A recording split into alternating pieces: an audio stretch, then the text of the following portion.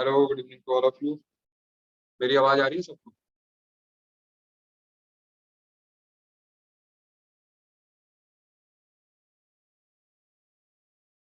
से यस और no? Clear आ रही है? स्क्रीन भी दिख रही है? स्क्रीन भी दिख रही है सबको प्रॉपरली? ओके, चलिए बात को स्टार्ट करते हैं। ठीक है। सो आज हम क्या करेंगे? आज लास्ट लेक्चर तक हमने कर लिया था फ्रेंडली एडजर्प्शन आइसोटर्म, और आज जो है हम उससे आगे बढ़ रहे हैं। ठीक है। सो आज हम क्या करने वाले हैं? आज हम करने वाले हैं जी लैंगमियर एडजॉर्प्शन आइसोटर्म। ठीक है ना? This is what we are going to talk about. आपकी स्क्रीन पे मैं आपको लैंगमियर एडजॉर्प्शन आइसोटर्म के बारे में वैसे बता दूं कि it is not in the syllabus of IIT JEE. ठीक है। फ्रेंडली एडजॉर्प्शन आइसोथर्म जो है हमारे सिलेबस में है, मतलब जितना दिया हुआ है लैंगमेयर जो है ये इतना ही हमने करना है। इसकी डेरिवेशन भी होती है but that is not in the course. तो हम जो है इसको एक लिमिटेड इस तक ही करवा रहे हैं। ठीक है। अच्छा चलिए। तो जिस तरह से फ्रेंडली एडजॉर्प्शन आइसोथर्म है उसी तरीके से जो है लिखा हुआ है Langmuir derived it on theoretical considerations based on kinetic theory of gases. KTG हमने जो है 11th क्लास में पढ़ा हुआ है। ठीक है। सो इसमें कहा क्या है, देखिए, it is based on the assumption that every adsorption site is equivalent. हर कोई जो एडजॉर्प्शन साइट है वो इक्वलेंट है, मतलब कोई खास या कोई जो है कम खास वाली नहीं। ठीक है। और दूसरी बात, ability of a particle to bind there is independent of whether और नॉट साइट्स आर ऑक्युपाइड। मतलब साथ वाली साइट्स चाहे मुझे लगता है वो लेक्चर रिकॉर्ड नहीं हुआ था तो इसलिए जो है वो अपलोड नहीं हुआ है। तो इस जो मैं टैब के मोड से करवा रहा हूँ, अभी मैं रिकॉर्डिंग कर रहा हूँ, इसको मैं कर दूंगा, लेकिन अदरवाइज जो है बाकी ठीक है। आप सरफेस केमिस्ट्री के मत एक्सपेक्ट करो कि वो रिकॉर्ड किए। ठीक है। अच्छा, और उसके बाद मतलब नियर बाय साइट्स जो है ऑक्युपाइड हो चाहे नहीं ऑक्युपाइड हो, किसी पार्टिकल की एडजॉर्प्शन उस पर डिपेंड नहीं करती। मतलब वही आइडियल बिहेवियर जैसे केटीजी में हमने आइडियल बिहेवियर किया था। अच्छा, next thing, adsorption of the gas molecules. अच्छा एक minute, he consider adsorption to consist of following two opposing forces. उसने कहा कि एडजॉर्प्शन में दो अपोजिट चीजें होती। एक तो गैस के जो अपना जो सरफेस है उस पे गैस मॉलिक्यूल की एडजॉर्प्शन होती है, और साइमल्टेनियसली जो है दूसरी जगह से जो है डीजॉर्प्शन भी हो रही होती है। मतलब मॉलिक्यूल्स आ भी रहे होते हैं और मॉलिक्यूल्स जो है जा भी रहे होते हैं। ठीक है। तो इस तरीके से जो है ये चल रहा हो। ओके। तो एक डायनामिक इक्विलिब्रियम हो जाता है, जो मेटल का सरफेस है हमारा जो है उसके ऊपर जो है एक डायनामिक इक्विलिब्रियम हो जाएगा, मतलब एडजॉर्प्शन भी होगी और जो है डीजॉर्प्शन भी होगी। ठीक है, इस तरीके से। हाँ, लेकिन जो है उसने ये अज्यूम किया कि जो भी लेयर बनेगी, ठीक है, यहाँ पर जो भी लेयर बननी है वो यूनिमॉलिक्यूलर रहेगी। और मैंने लास्ट लेक्चर में बताया था कि यूनिमॉलिक्यूलर जो है वो कैम्ब्रिज ऑप्शन के लिए रहता है, क्योंकि सिस्टी अभी मार्क्स की बात छोड़ दो। ठीक है। मतलब अगर जेई मेन की बात करूं तो एक नंबर एक क्वेश्चन आता है, नीट में भी एक या दो आ सकते हैं, but it is theoretical question. ठीक है, थ्योरेटिकल क्वेश्चंस ही होते हैं। ठीक है, थ्योरेटिकल टॉपिक है इसलिए मैं ऐसे करा रहा हूँ। ठीक है, क्योंकि अभी मुझे लगता है जो लोग नए आए हैं, ठीक है ना, उनको थोड़ा अनकंफर्टेबिलिटी हो सकती है इस तरीके से, क्योंकि पिछले टॉपिक्स मैंने बोर्ड पे ही कराए हैं। इस टॉपिक में मैंने कहा कि let us try this one. ठीक है, then I will be getting the feedback कि हाउ इट वाज। ओके। तो जो हम ये लैंगमियर ने एक रिलेशन दिया, आप रिलेशन को देखिए, यहाँ पे लैंगमियर ने जो है रिलेशन दिया ये वाला। इस रिलेशन में x अपॉन m, जिसको हम पहले से जानते हैं, x upon m is equal to a p upon 1 plus b. A और बी जो है वो लैंगमियर पैरामीटर्स हैं, जैसा कि यहाँ पे कहा गया है, ठीक है, कि ये जो है लैंगमियर के पैरामीटर्स हैं, ए एंड बी। तो हाई प्रेशर पे क्या होता है, देखो हाई प्रेशर पे जब पी बहुत ज्यादा हो जाएगा, ठीक है, तो ये जो रिलेशन है ये ए अपॉन बी बन जाएगी, मतलब ठीक है, पी के साथ पी कट जाएगा तो x upon m is a upon b. और लो प्रेशर पे जो है पी बहुत ज्यादा है, ठीक है, सो इसलिए सॉरी, लो प्रेशर पे पी बहुत कम है, सो ये डिनोमिनेटर वाली टर्म जो है छोटी हो जाएगी, तो एक्स अपॉन एम जो है ए पी के बराबर रहेगा, ठीक है। अच्छा, इसी ऊपर वाले रिलेशन को अगर हम इन्वर्स करेंगे सो हमारे पास ये रिलेशन आ जाएगा, दिस रिलेशन, ठीक है। और अगर इस रिलेशन में अगर हम देखें, एक ग्राफ बनाएं इस रिलेशन में, सो यू विल सी कि ये जो ग्राफ होगा, मतलब m अपॉन एक्स का जो ग्राफ होगा अगेंस्ट 1 अपॉन पी जो है, ठीक है, ये स्ट्रेट लाइन होगी, ठीक है, और इसका जो स्लोप रहेगा वो 1 अपॉन ए या बी अपॉन ए जो है, इस तरीके का इसका स्लोप रहेगा, मतलब slope will be like this, ठीक है।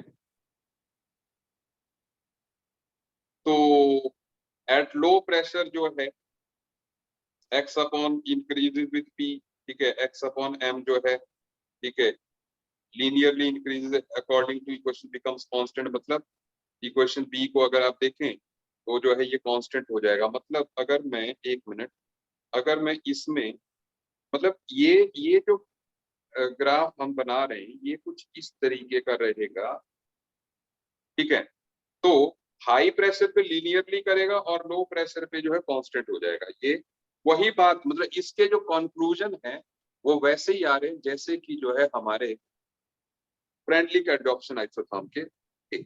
अच्छा, अब अगले इस पे आते हैं, ठीक है, अब अगले पोर्शन पे आते हैं, that is adsorption from solutions, ठीक है। एडजॉर्प्शन फ्रॉम सॉल्यूशंस मतलब जैसे मैंने कहा था, आपने सिलिका जेल लिया, सिलिका जेल को जो है आपने ब्लू इंक में डाल दिया, तो ब्लू इंक जो है सिलिका जेल के जो है चारों तरफ जो है क्या होगी, ब्लू इंक हमारे सिलिका जेल के चारों तरफ, ये सिलिका जेल है, ठीक है। सो जो ब्लू इंक है वो इसके चारों तरफ जो एड्सॉर्ब हो जाएगी जब आप सिलिका जेल की बॉल को जो है डालेंगे। सो इसलिए टर्म बिल्कुल सेम रहेगी, मतलब ये छोटा सा टॉपिक है, बात बिल्कुल सेम रहेगी, एक्स अपॉन एल इज के सी, पी की जगह सी आ जाएगा बस, एन इज ग्रेटर देन 1, ये सेम वही है जो कि हमने फ्रेंडली का एडॉप्शन आइसोथर्म में किया, ठीक है ना, प्रेशर की जगह कंसंट्रेशन आ जाएगा बस। अच्छा, अब बात आती है, मतलब मेनली जो ये टॉपिक है दैट इज गैसेस की एडॉप्शन सॉलिड्स पे, उस पे है, लेकिन थोड़ी सी ये बात की गई है। अच्छा, अब सुनिए, अब यहाँ पर application of adoption gas mask में, कल वाले लेक्चर में मैंने कह दिया कि गैस मास्क में जो है किस तरीके से यूज होता है, ठीक है, कल वाले लेक्चर में मैंने कह दिया था ये कि गैस मास्क में जो है किस तरीके से यूज होना है। अच्छा, डाइंग ऑफ क्लोथ्स, कपड़े की डाई करने के लिए, कपड़े की डाई करने के लिए क्या होता, क्या है कि जैसे जो फाइबर है, जैसे कोई भी हमारा जो फाइबर है, उस फाइबर के ऊपर जो है एक्चुअल में डाई जो है एड्सॉर्ब होती है, जो डाई के पार्टिकल्स हैं वो जो है एड्सॉर्ब होते हैं, जैसे इसके ऊपर मान लो आपने ग्रीन कलर के, तो ऐसे पार्टिकल जो है इसके ऊपर एड्सॉर्ब होंगे, ठीक है, मतलब अंदर नहीं जाएंगे, इसके अंदर नहीं जाएंगे, डाई जो है इसके सरफेस पे एड्सॉर्ब होगी, ठीक है। सो इसलिए जो है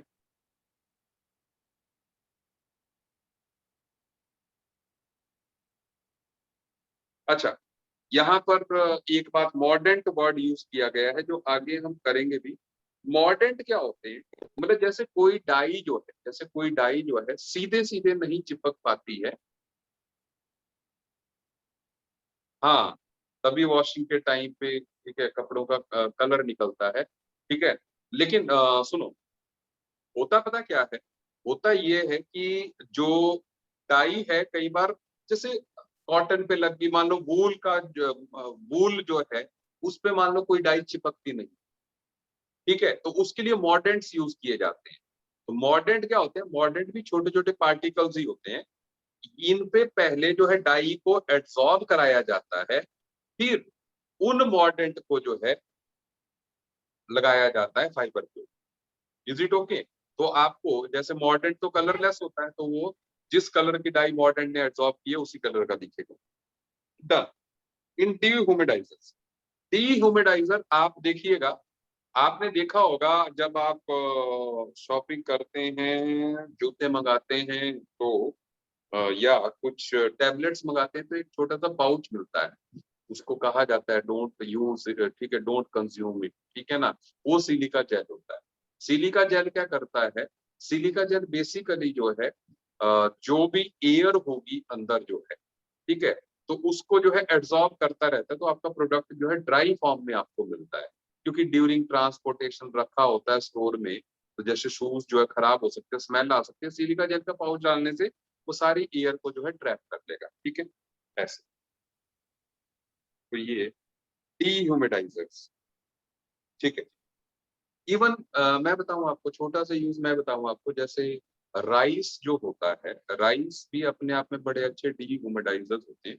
और राइस का मैं काम किस लिए बता रहा हूँ कि जैसे कई बार क्या होता है, हाँ, नई बॉटल्स के अंदर भी होता है, बिल्कुल सही बात है।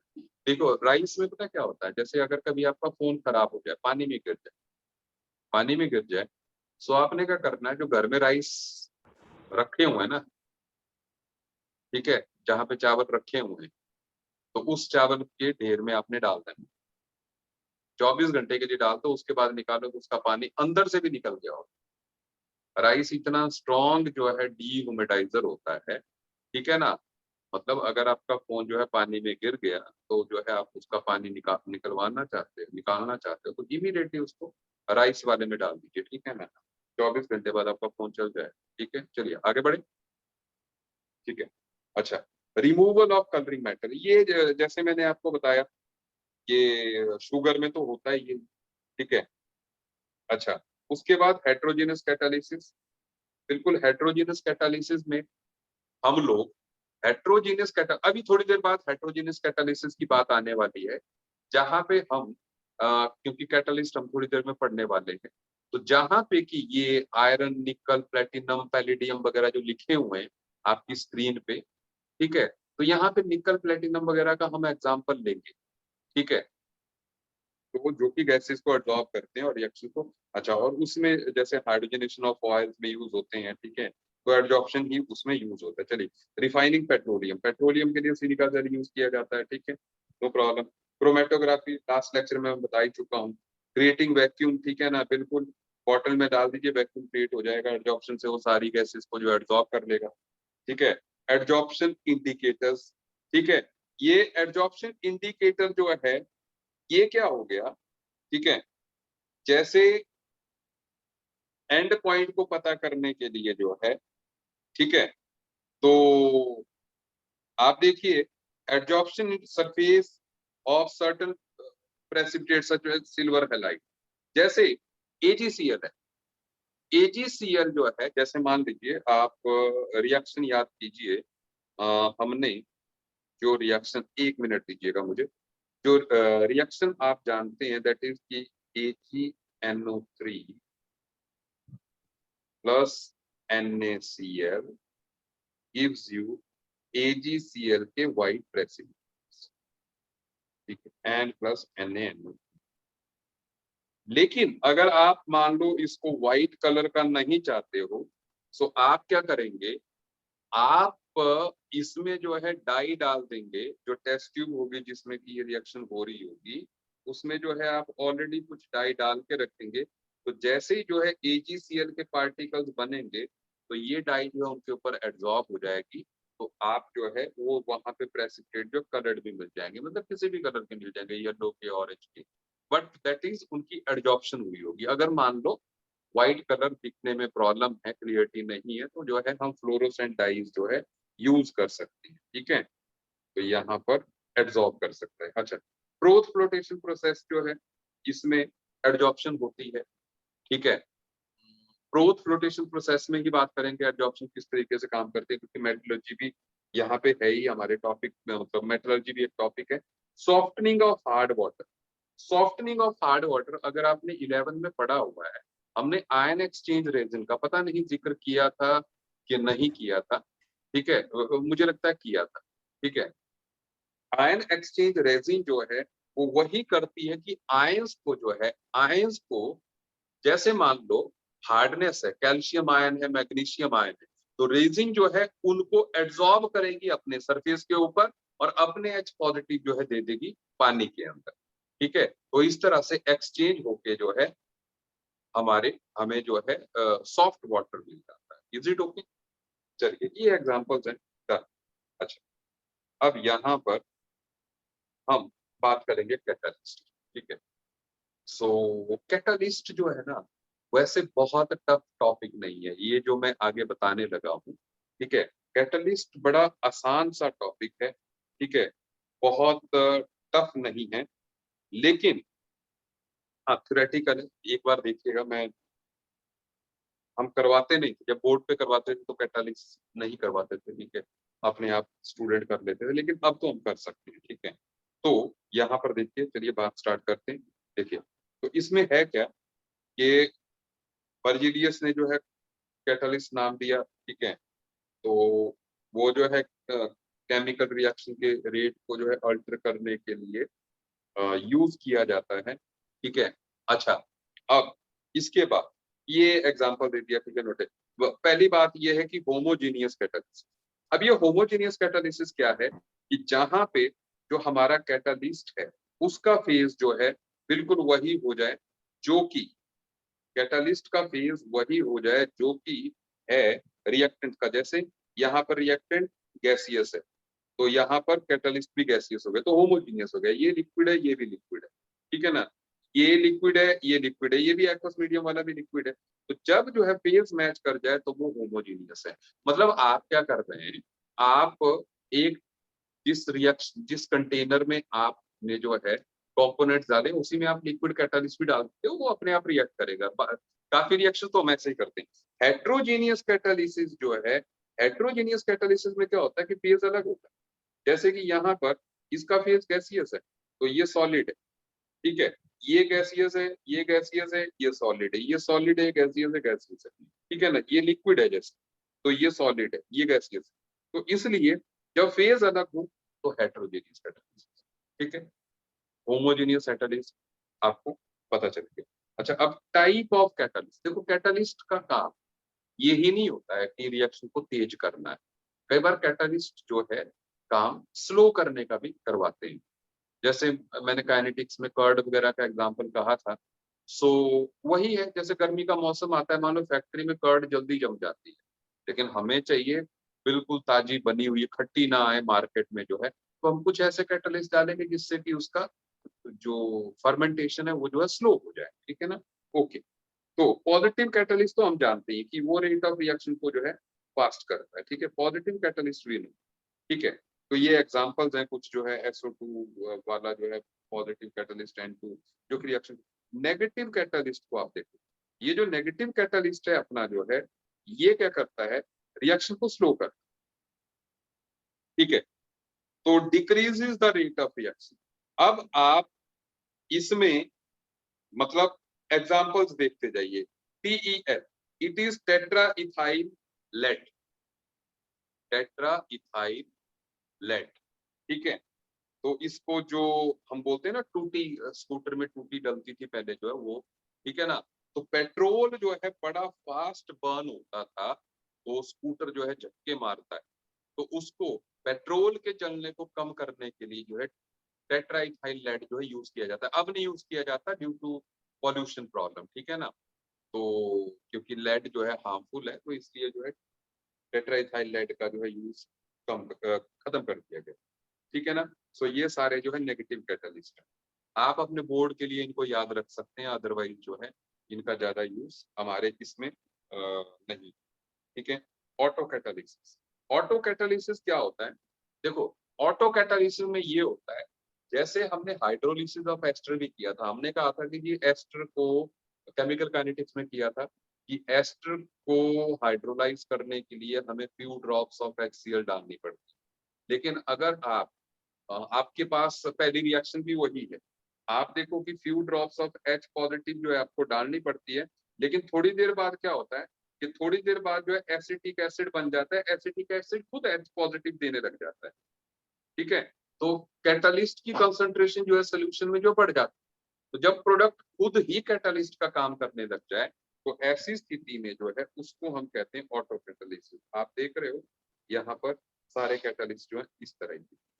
ठीक है, अच्छा, ये इंड्यूस्ड कैटालिस्ट जो है, इंड्यूस्ड कैटालिस्ट में क्या होता है कि जब एक रिएक्शन का कैटालिस्ट जो है दूसरी रिएक्शन में, एक रिएक्शन का कैटालिस्ट जो ये एक रिएक्शन का प्रोडक्ट जो है दूसरी रिएक्शन के लिए कैटालिस्ट होता है। ठीक है, तो इसके एग्जांपल्स हैं।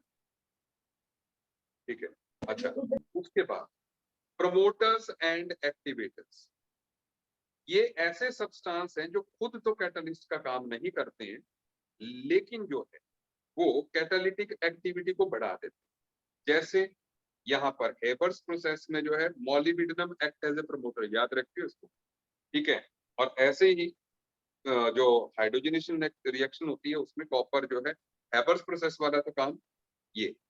ठीक है, तो जो प्रमोटर होता है, जैसे promoter increases the number of active sites on surface. ठीक है, मतलब जैसे सरफेस को खुरदरा बना देगा, ऐसे बना देगा। ठीक है, अगर बिल्कुल ऐसे चिकना सरफेस होगा तो उस पे ज्यादा सरफेस एरिया नहीं होगा, लेकिन अगर आप प्रमोटर यूज करेंगे तो उसको ऐसे रफ बना देगा। रफ बनाने से सरफेस एरिया इंक्रीज हो जाएगा, तो हमारे कैटालिस्ट की पावर जो है बढ़ जाएगी। इस तरीके से जो है कैटालिस्ट काम करते हैं। यहाँ भी आप देख लीजिएगा। Next, catalytic poisons, anti catalyst. ठीक है, तो ये सब्सटेंस कैटालिस्ट नहीं है, लेकिन decreases the activity of catalyst. अब कैटालिस्ट की एक्टिविटी को कम करते हैं। ठीक है, हम वैसे देखना, इसको हम खूब पढ़ेंगे आगे चल के ऑर्गेनिक में। ठीक है, इस रिएक्शन का काफी यूज होगा, मैं पहले बता दूं। ठीक है, ये जो है ये जो यहाँ पर कंपोनेंट दिया हुआ है, इसको हम बोलते हैं लिंडलार कैटालिस्ट।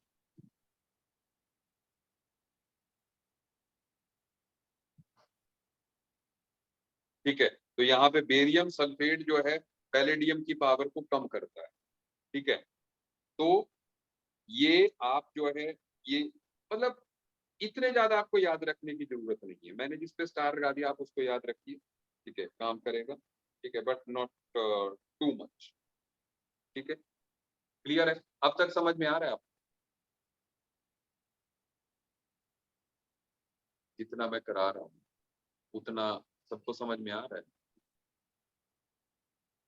पॉइजन कैटालिस्ट जो है वो, हाँ, जो पॉइजन कैटालिस्ट है, ठीक है, यहाँ यहाँ पर देखिए, हमने यहाँ पर जो पॉजिटिव कैटालिस्ट किया, ये जो पॉइजन कैटालिस्ट है ना, वो कैटालिस्ट की पावर को कम करता है, कैटालिस्ट की पावर को कम करता है, उससे रेट ऑफ रिएक्शन कम होता है। Done.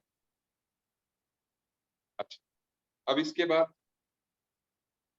Characteristics of catalyst.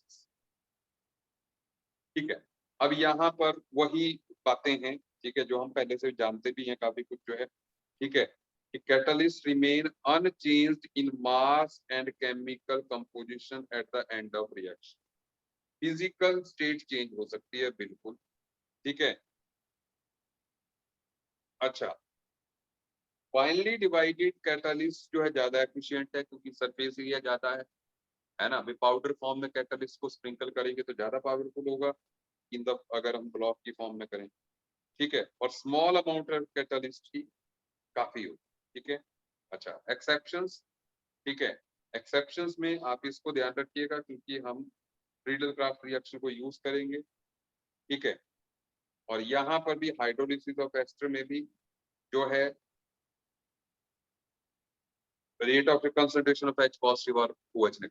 Hydrolysis of ester हमने पहले कर ली है, मैं आपको इसमें बता भी दूं। हाइड्रोलिसिस ऑफ एस्टर में देखो, हमने जो हाइड्रोलिसिस ऑफ एस्टर ये किया है ना, उसमें जो रेट ऑफ रिएक्शन है, ठीक है, रेट जो है that is equal to K into ester की कंसंट्रेशन और साथ में H पॉजिटिव कंसंट्रेशन, ये दो है। लेकिन होता क्या है, इसको मैं K डैश ले लेता हूँ, होता क्या है कि H पॉजिटिव जनरली कांस्टेंट रहता है, तो इसलिए जो है K डैश और H के प्रोडक्ट को हम लोग जो है K डैश और H के प्रोडक्ट को हम जो है K कह देते हैं और जो है सिर्फ एस्टर लिख देते हैं। अदरवाइज जो है उस पे डिपेंड करता है, रेट ऑफ रिएक्शन जो उस पे डिपेंड करता है। ठीक है, अच्छा समझ आ गई आपको बात?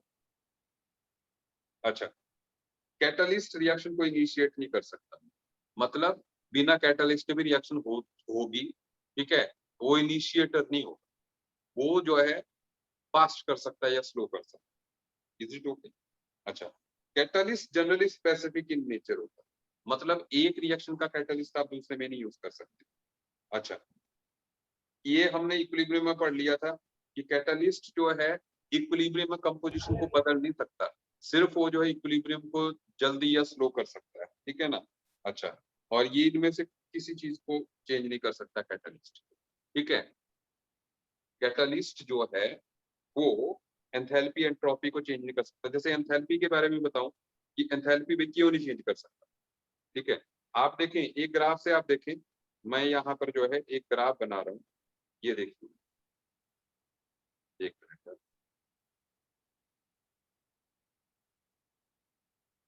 सो अब मैं एक ग्राफ बनाने लगा, यहाँ पे आप देखिए होता क्या है कि जैसे कोई रिएक्शन है, ऐसे है, ये रिएक्टेंट है, ये प्रोडक्ट, तो ऐसे में ये है अनकैटलाइज्ड रिएक्शन।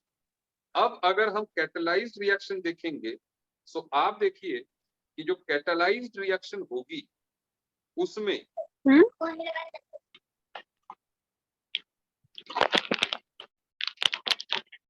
ऐसे म्यूट कर लीजिए अपने आप।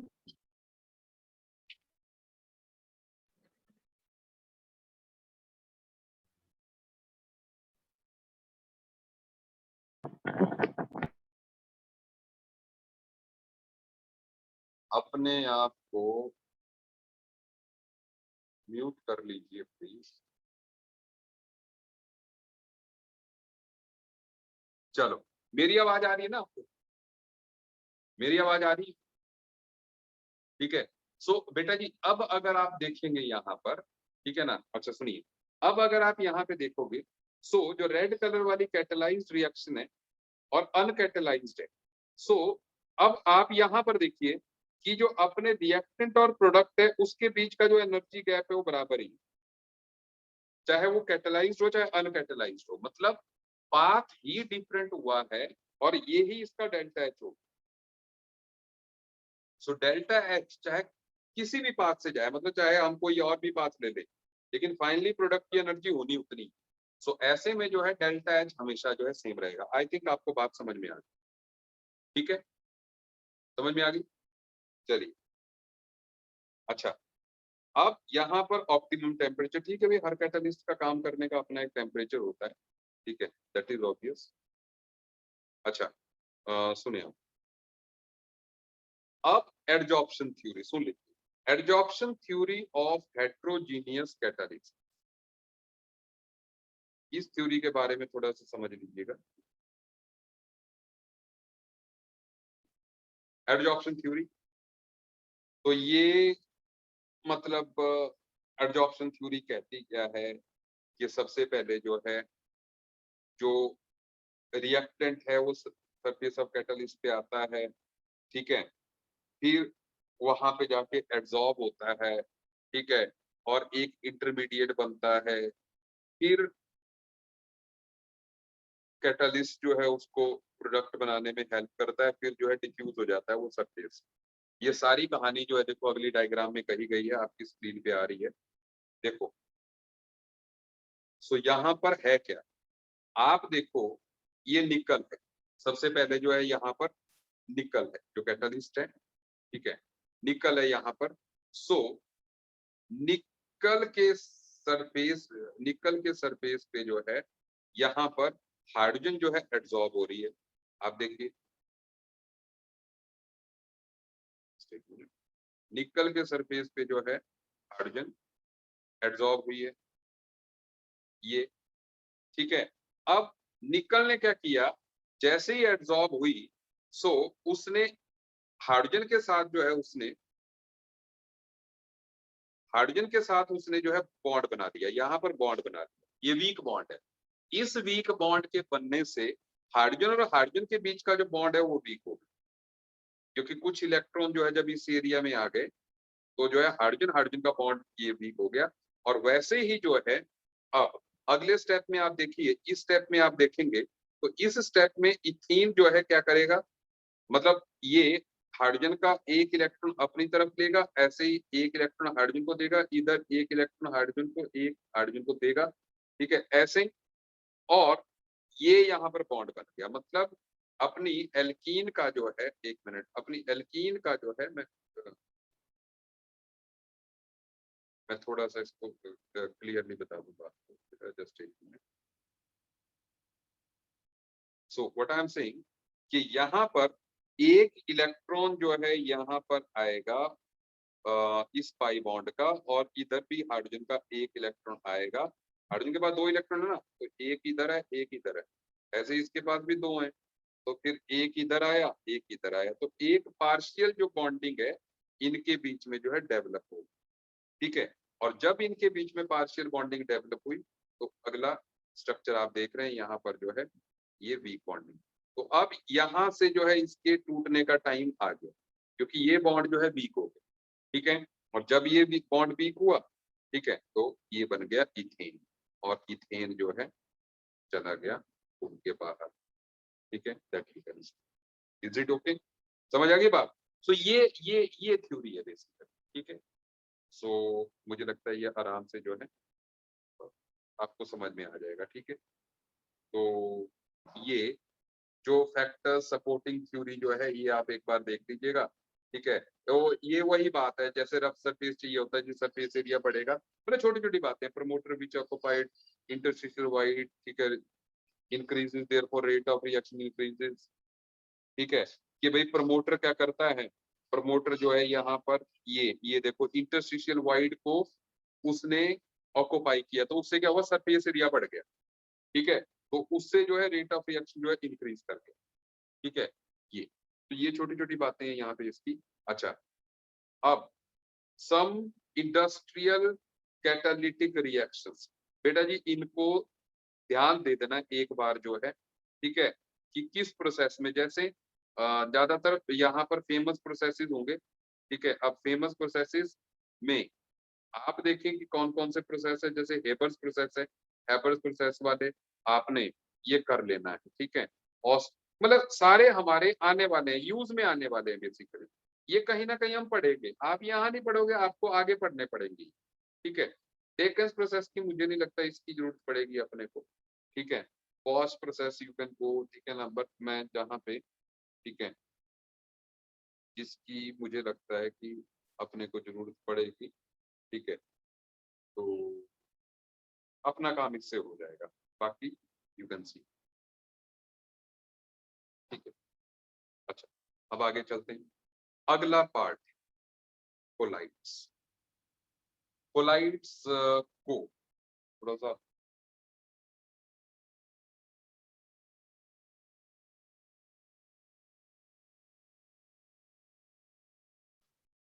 फास्ट तो नहीं पढ़ा रहा मैं, तेज तो नहीं हो रहा।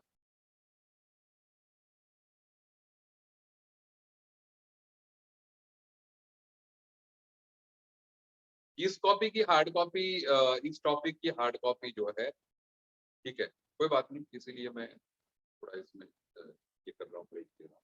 अच्छा, इस टॉपिक की हार्ड कॉपी आपने राहु जी को कॉल कर देना एक बार जो है, जस्ट गिव मी कॉल, क्योंकि मैं आ रही हूँ आज जो है, और आप ले, ठीक है।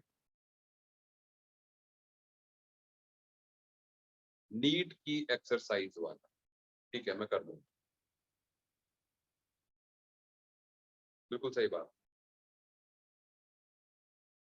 ठीक है। चलिए, कोलाइड्स, कोलाइड्स की बात स्टार्ट कर दूँ। हाँ तो जाओ जाओ, फिर मिल जाएंगे, हार्दिक अगर बोला तो। किसी ने कुछ पोस्ट किया बट मैं देख नहीं पाया, फिर से पोस्ट करो, तो ज्यादा एक दिन में मुश्किल होता है कवर करना। हाँ प्रभु, ये सही बात है, लेकिन है क्या कि अगर मैं करवाता इसको तो मैं और भी फास्ट कराता, मतलब बोर्ड पे मैं कुछ चीजें काट ही देता, मतलब कि मैं कहता कि आप खुद कर लो, तो जो मेन मेन पोर्शन है ये, इससे क्या हो रहा है, हमारा सारा जो पैकेज है वो स्कैन हो जा रहा है। ठीक है, अच्छा सुन ले, अब यहाँ पर बात आती है कोलाइड्स की। ठीक है, कोलाइड अगेन एक जरूरी पोर्शन है इस टॉपिक का, कैटालिस्ट जितना नहीं है जितना कोलाइड है, तो कोलाइड को ध्यान देके जो है हमने स्टडी कर। चलिए, सो पहले इसने कह दिया कि कोलाइड एक हेट्रोजीनियस सिस्टम। मैं अगर पहले कहूं कि जैसे भाई पार्टिकल के साइज पे मैं बात करूं, सुन लीजिएगा, देखो जो there is one called true solution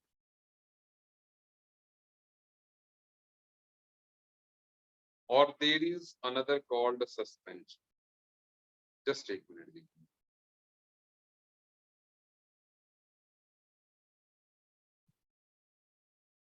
तो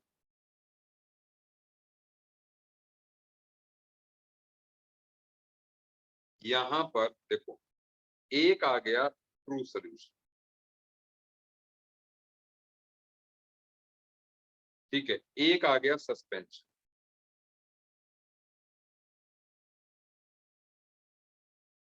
ट्रू सोल्यूशन जो होता है उसका जो साइज होता है, उसका जो पार्टिकल होता है बहुत छोटा होता है। तो जो ट्रू सोल्यूशन का जो पार्टिकल का साइज होता है, ठीक है, पार्टिकल का साइज जो है लेस देन 10⁻⁻⁹ मीटर होता है। ठीक है, जो इसका पार्टिकल डन, जबकि जो सस्पेंशन होगी उसका पार्टिकल बहुत बड़ा होगा और उसके पार्टिकल का साइज जो है 10⁻⁶ मीटर से बड़ा होगा, रेडियस। अब इसी के बीच में आता है जी हमारा कोलाइड। जो कोलाइड का पार्टिकल है वो दोनों के मिड का पार्टिकल है, ठीक है ना। सो उसका जो साइज है वो 10⁻⁹ से लेके 10⁻⁶ मीटर्स के बीच में हो।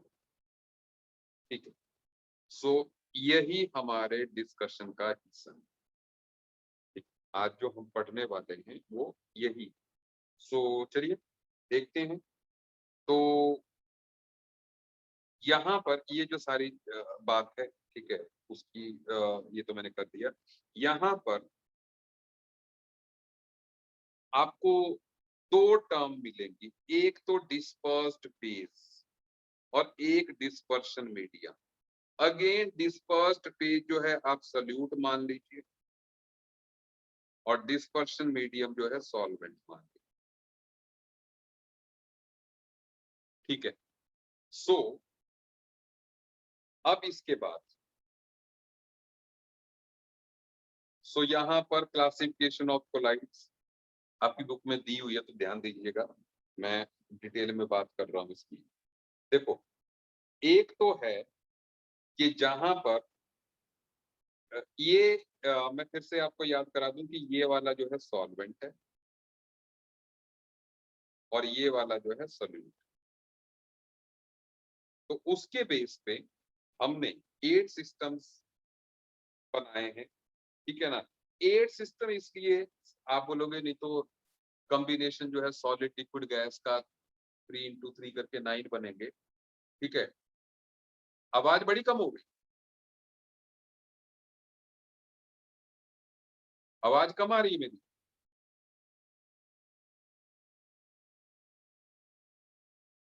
नहीं, बाकियों को नहीं, ठीक है।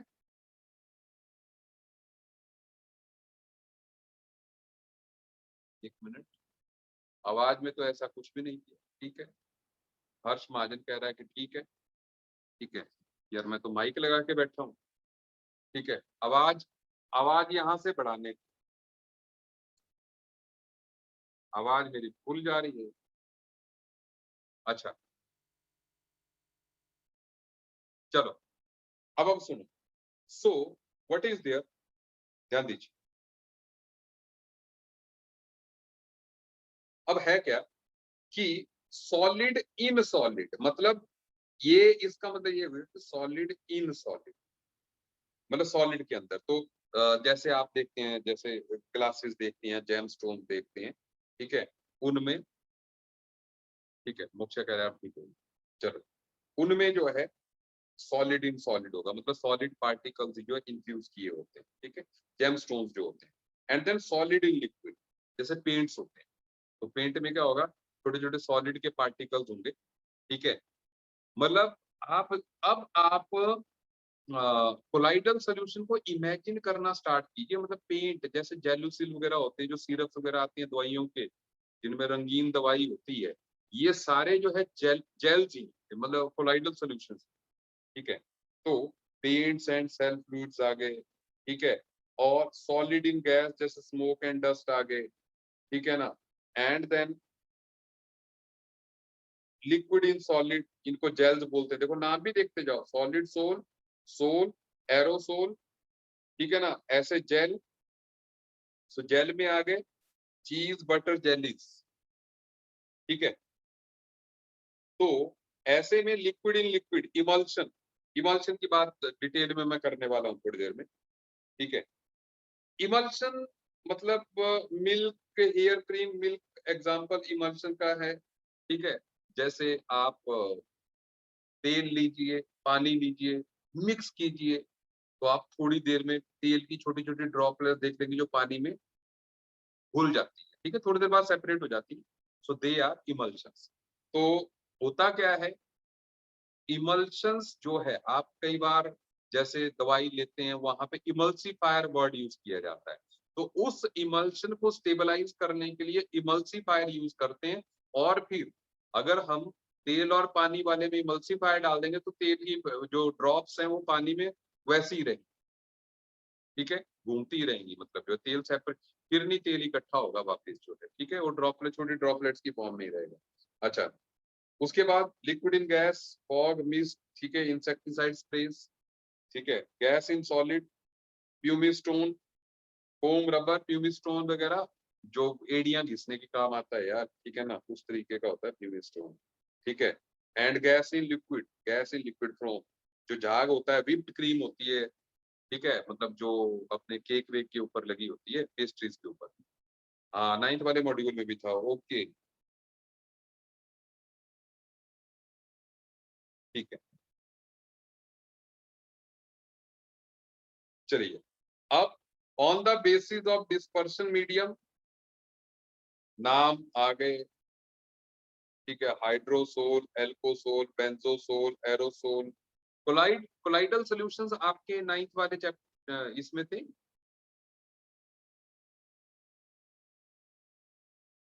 9th में थे, क्या बात है, मोक्षा कह रहा है, उत्कर्ष कह रहा है, अस्मी कह रही है, ठीक है, ओके। अच्छा, अब सुन, on the basis of interaction of DP for ये, अब on the basis of this, ठीक है, तो अब आप देखें, सबसे पहले लायोफिलिक कोलाइड्स, जो लायोफिलिक कोलाइड्स है ना, ये सो लायोफिलिक कोलाइड्स जो है, लायोफिलिक आप जानते हैं, फिलिक मींस अफेक्शन, लव, ठीक है ना। तो जहां पे, सुन लीजिए, जहां पे जो कोलाइडल पार्टिकल्स हैं और जो सॉल्वेंट है उनमें अट्रैक्शन हो, उसको लायोफिलिक, ठीक है। सो ये लिक्विड लविंग या इंट्रिंसिक कोलाइड्स, ये बनाने आसान, ठीक है।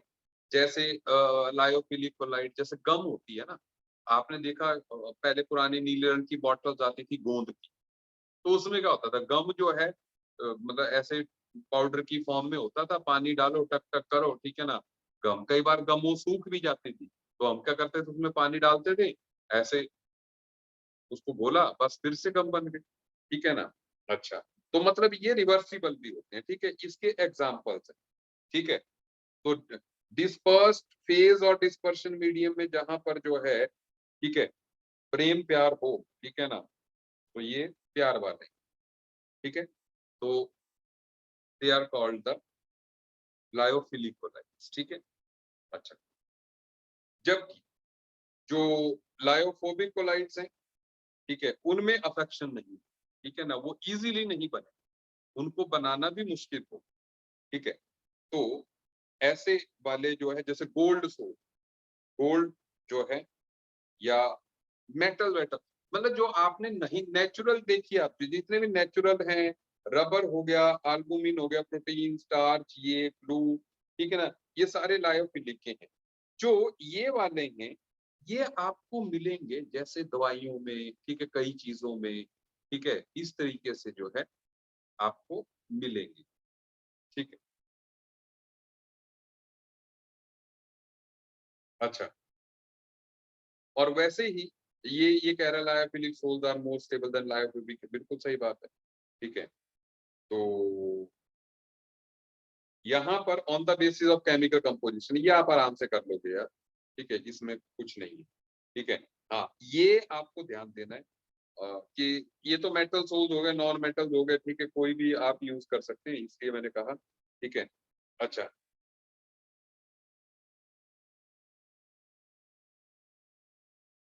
ये होमोपोलर जहाँ पे सेम चार्ज होता है, हाइड्रोक्सी सोल, ठीक है, इसको स्टार्च सोल जो है। ठीक है। अच्छा, अब यहाँ पर पॉजिटिव सोल्स, आपको जरूरत पड़ेगी आगे इनकी। नेगेटिव सोल आगे आप देखिएगा, जब मैं अगले लेक्चर में ले रहा हूँ, तो हमें पॉजिटिव और नेगेटिव सोल वाले की बात पड़ेगी।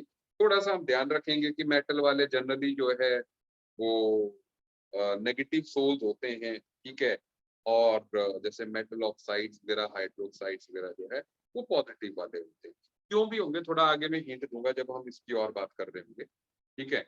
अच्छा, तो फिर उसके बाद ये, ठीक है, एग्जाम्पल्स नेगेटिव के, ब्लड वगैरह जो है, ये सारे नेगेटिव क्यों होते हैं, मैंने कहा मैं अगले लेक्चर में इसकी बात करूंगा, तो उसका इंतजार कीजिए। अच्छा, अब आगे बात आगे बात है distinction between lyophilic and lyophobic. Ease of preparation, मैंने कहा जी बिल्कुल आसान है बनाना लायोफिलिक, लायोफोबिक को बनाना जो है टफ।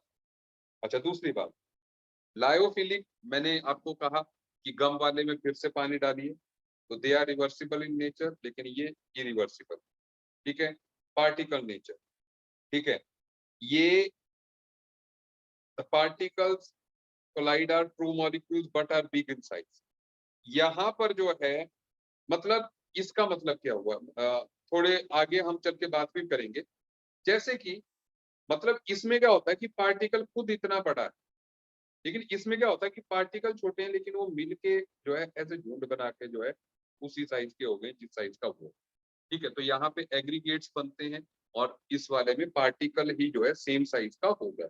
हाँ, ये जरूर है बात, मतलब ऐसा नहीं है कि इसका पार्टिकल बड़ा हो जाएगा, होगा क्या इस केस में भी, मतलब एक ही पार्टिकल होगा, जैसे पॉलीमर है, ठीक है ना, तो पॉलीमर है मान लीजिए, तो ऐसे ऐसे करके वो जो है ऐसे ऐसे, ठीक है, उसका जो लाइन है या चेन है, वो जो है कोलाइडल साइज की हो जाएगी।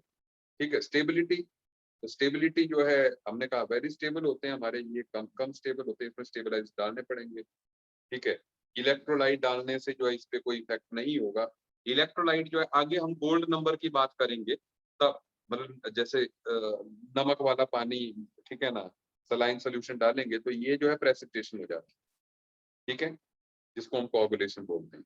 अच्छा, चार्ज ऑन पार्टिकल्स, जनरली जो है इसमें चार्ज नहीं होता है, लेकिन इनमें जो है आपको चार्ज मिलेगा। ठीक है ना, चार्ज की बात थोड़ी देर बाद होगी, तो इलेक्ट्रिक फील्ड की तरफ ये मूव होंगे। ठीक है। हाइड्रेशन, हेवीली हाइड्रेटेड, ठीक है, लेकिन ये इनमें हाइड्रेशन कम हो, नॉट एप्रिशिएबली हाइड्रेटेड। विस्कोसिटी, ठीक है, viscosity of sols are less than that of this, इसमें विस्कोसिटी नियरली सेम होती है। ठीक है। अच्छा, उसके बाद Tyndall effect, they do not show Tyndall effect, they show Tyndall effect. Tyndall effect क्या हुआ? टिंडल इफेक्ट मुझे लगता है आगे टिंडल इफेक्ट कहीं ना कहीं आएगा कि नहीं आएगा। टिंडल इफेक्ट, टिंडल इफेक्ट आप जानते हो कि नहीं जानते? नहीं जानते हो? से यस और नो? मोक्ष कह रहा है जानता है। चलो अभी मैं बताता हूँ।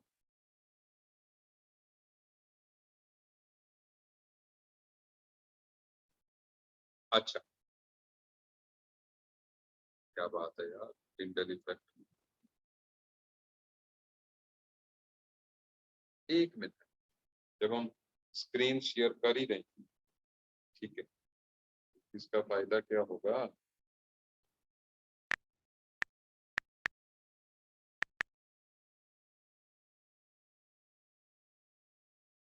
मतलब मैंने कई बार जो है इसको देखा है, मतलब वीडियो देखा है, ठीक है ना। तो चलिए एक बार टिंडल इफेक्ट को जो है देखते हैं। ये हमारे पास अगर वीडियो जो है, मैंने तो ये भी देखा था, चलो इसको देखते हैं। तुमने ऐसी खूबसूरत पिक्चर्स तो बहुत देखी होगी जहाँ पे कि सनरेज का जो पाथ है ना ये हमें दिखने लग जाता है, ये विजिबल हो जाता है। लेकिन यार ऐसा होता क्यों है? आओ इसी को समझते हैं एक एक्सपेरिमेंट की मदद से। तो मेरे पास यहाँ पे 2 ग्लास पानी के हैं और इनके थ्रू मैं एक रेड कलर की लेजर लाइट को शाइन करवाने वाला हूँ। देखो पहले ग्लास में मैंने थोड़ा सा चीनी मिला रखा है, शुगर, और दूसरे ग्लास में मैंने कुछ भी नहीं मिलाया है। तो अभी हमें लेजर लाइट की पाथ ये बिल्कुल नहीं दिख रही है, ये विजिबल नहीं है।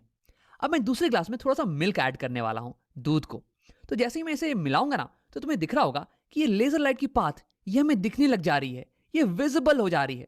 तो अब सवाल ये उठता है कि ऐसा क्या है कि मिल्क ऐड करने के बाद बस, तो आपको टिंडल इफेक्ट लग गया पता, ठीक है, कि जब भी जो है आप, हम लोग, मतलब जो ये हमारा कंटेनर है, इसमें अगर कोलाइडल सोल्यूशन है, ठीक है ना, यहाँ पे हमने टॉर्च लगाई हुई है, ठीक है, और मतलब अदरवाइज तो नेचर में भी दिखता है, जैसे उसने सबसे पहला जो फोटो दिखाया था कि जैसे हम जंगल में हैं, लाइट आ रही है तो आपको लाइट का रास्ता दिख जाएगा, या धुएं वाले कमरे में है, छेद से लाइट आ रही है छत से, तो भी आपको जो है दिख जाएगा।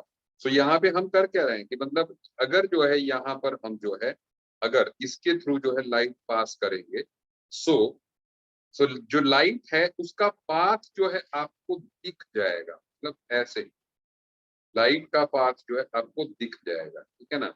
बात ये नहीं है, बात ये है कि आखिर टिंडल इफेक्ट होता क्यों, क्यों ये पाथ जो है आपको इल्यूमिनेटेड जो है लगेगा।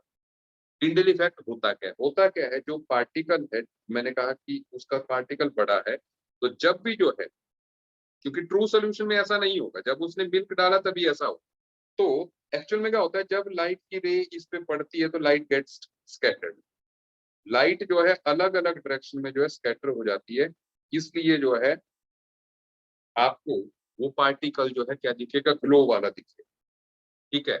जो हमारा कोलाइडल पार्टिकल है वो इतना छोटा नहीं है कि उससे लाइट स्कैटर ना कर सके, ट्रू सोल्यूशन वाले से नहीं करती, लेकिन जो है इसमें करेगी, तो इसलिए जब ये ऐसे ग्लो करने वाला दिखेगा, that phenomena is called Tyndall effect, ठीक है ना। तो पूरा पाथ जो है वो इल्यूमिनेटेड हो जाएगा। चलिए आगे बढ़ते हैं, ठीक है। अच्छा, यहाँ पर अब हमें जो है कुछ एग्जांपल दिए हैं, multi molecular, macro molecular, associated collides.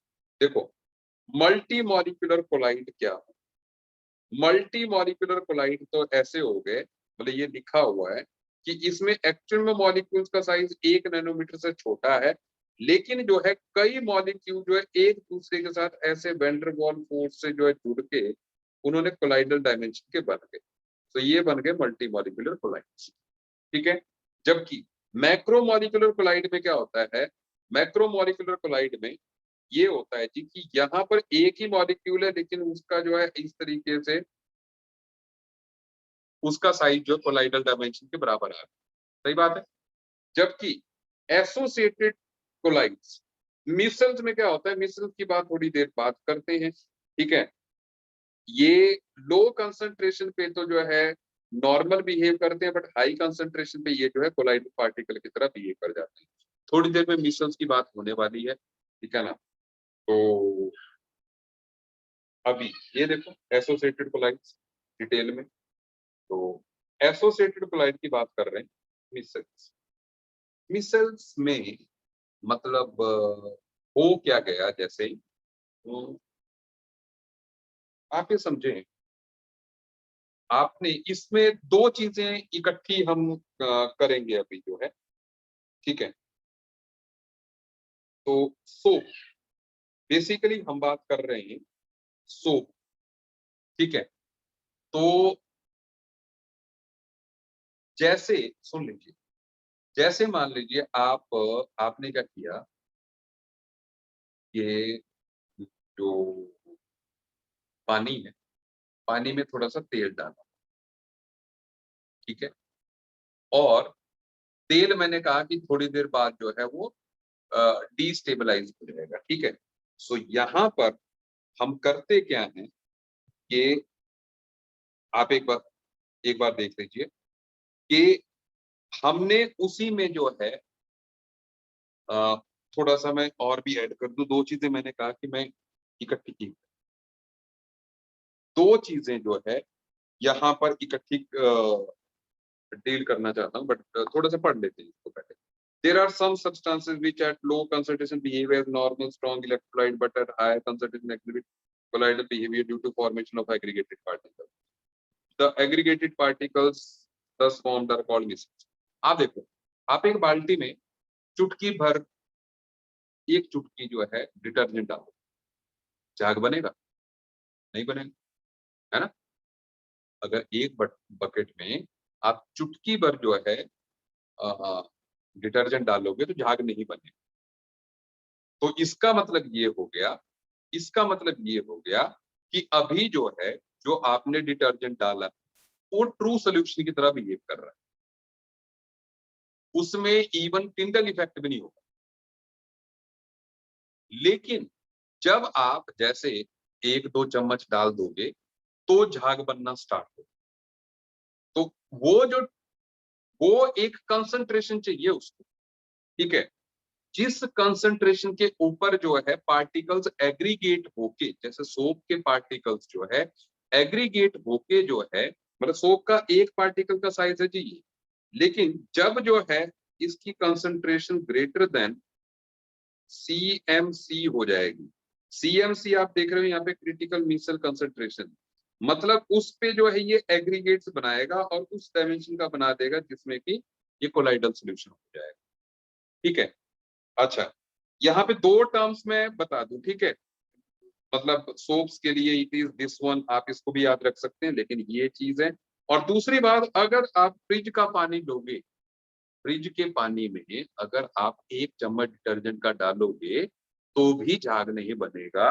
मतलब एक मिनिमम टेम्परेचर भी चाहिए जिससे ऊपर जो है झाग बन सकता है। सो उस टेम्परेचर को हम क्राफ्ट टेम्परेचर कहते हैं, ठीक है। समझ आ रही है मेरी बात? तो मैकेनिज्म ऑफ मिसल फॉर्मेशन किस तरीके से हुआ, ठीक है। आप देखें तो यहां पर आप इस डायग्राम में देख रहे हो, इस डायग्राम में अब आप ध्यान दीजिए, इस डायग्राम में जो है आप देख रहे हो कि जो अपना सोप है, अपना सोप जो है ना, सोप की एक स्ट्रक्चर है, मतलब सोप जो है उसका, जस्ट एक मिनट,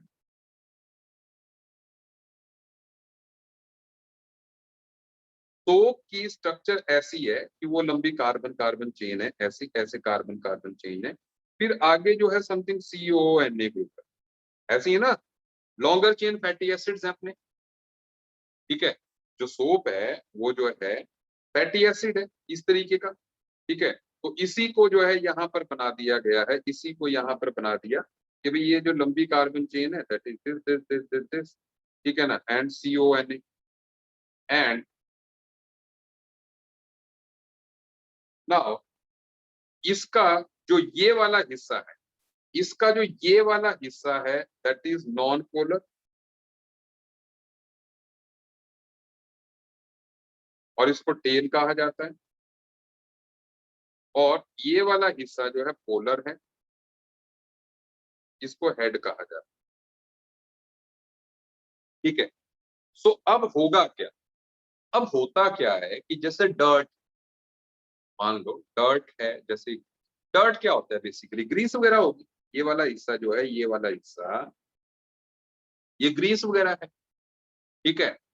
तो जो ग्रीस है, जो अपना ये सोप है, क्योंकि ग्रीस इज नॉन पोलर, तो ये जो नॉन पोलर वाला हिस्सा है, ये जो है उस ग्रीस वाले मतलब तेल वाले हिस्से में घुस जाता है, ठीक है। अदरवाइज क्या होगा, क्योंकि जो आपके कपड़ों में मैल होता है ना, जो कपड़ों में मैल भी होता है वो किस तरीके का होता है, ग्रीस ही होता है ना मेन, साबुन का काम मेन ग्रीजी मटेरियल को हटाना होता है। तो वो घुस गया ग्रीजी मटेरियल में, ठीक है। तो अब क्या हुआ, अदरवाइज अगर यही अकेला तेल की अगर अगर मान लो ऑयल ड्रॉप ही रहती है ऐसे, तो ये जो है थोड़ी देर बाद जो है, कब ये पानी में घुलती ही नहीं। अगर आप सिर्फ पानी से कपड़े साफ करोगे तो फिर से वो फैब्रिक के साथ ही रहेगी, क्योंकि पानी में तेल घुल ही नहीं सकता है। तो इसलिए जो है, अब होता क्या है कि जैसे ही आप इसमें सोप डालोगे, तो सोप ने क्या किया, देखो अंदर तो नॉन पोलर हिस्सा है, आप देख रहे हो, ये अंदर वाली तरफ जो है नॉन पोलर हिस्सा है, लेकिन बाहर से क्या है, ये बाहर से पोलर है। तो मतलब बाहर पोलर, इसके कांटेक्ट में जब वाटर आएगा, तो water will see this entire structure as a polar. पानी इस सारी स्ट्रक्चर को पोलर मॉलिक्यूल की तरह देखेगा ना, वो थन देखेगा कि अंदर यार डर्ट छिपी हुई है, ठीक है। तो ऐसे में जो है, जब आप साफ करोगे तो जो है आपके पानी के मतलब इसके डिटर्जेंट के साथ जो है डर्ट आ जाएगी। ये हम ये समझ जाइए कि कुछ एग्जांपल्स हैं मिसल के, ये सारे सोप और डिटर्जेंट के हैं, ठीक है।